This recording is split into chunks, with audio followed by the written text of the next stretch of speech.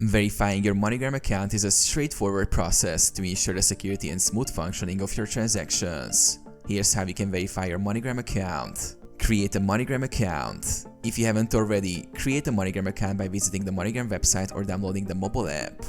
Provide personal information.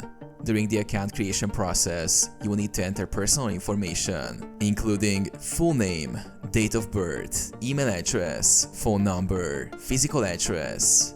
This information is required for identity verification purposes. Upload identity documents. MoneyGram may request identification documents such as passport, driver's license, government-issued ID. These documents are submitted securely through the MoneyGram platform for verification. Phone number and email verification. You will receive a verification code via email or SMS to confirm both your email address and phone number. Address verification. Sometimes, MoneyGram may request proof of your physical address, such as a utility bill or bank statement. Wait for verification.